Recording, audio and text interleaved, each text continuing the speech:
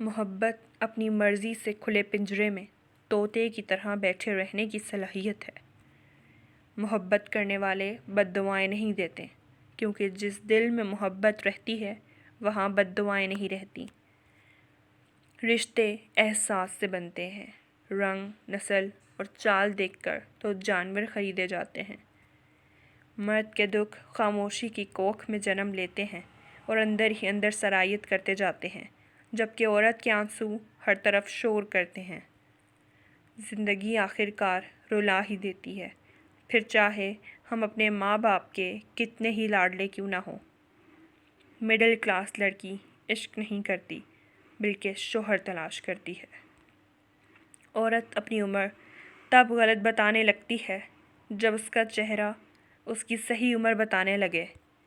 مرد ساری عمر جھڑکیاں کھا کر دھکے برداشت کرتا ہوا کفالت کی راہ نہیں چھوڑتا، مکان بنواتا ہے، پردیسوں کی مٹی پھانکتا ہے۔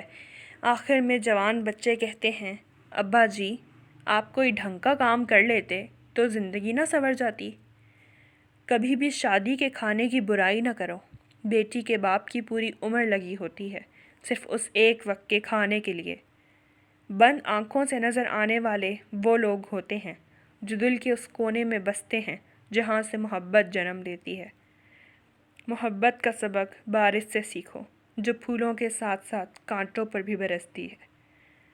ہمیشہ برائی سے نفرت کرنا، برائی کرنے والے سے نفرت مت کرنا، ورنہ آپ میں وہ برائی پیدا ہو جائے گی اور آپ پر توبہ کا دروازہ بند ہو جائے گا۔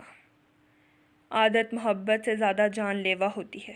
میں نے کئی محبتوں کو فنا ہوتے دیکھا ہے، مگر عادت محبت سے بھی بڑھ کر ہوتی ہے۔ محبت محبت نہیں ہوتی، اصل محبت عادت کا نام ہے۔ عورت کی خوبصورتی حیرت کا ایک لمحہ ہے جس میں مرد قید ہو جاتا ہے۔ در حقیقت مرد محبت میں بہت خالص ہوتا ہے۔ انسان غم کی کیفیت سے کبھی باہر نہیں نکلتا، خوشی محض تھکان اتارنے کا وقفہ ہے۔ مومن کے لیے ہر وہ دن عید کا ہے جس میں وہ گناہ نہیں کرے۔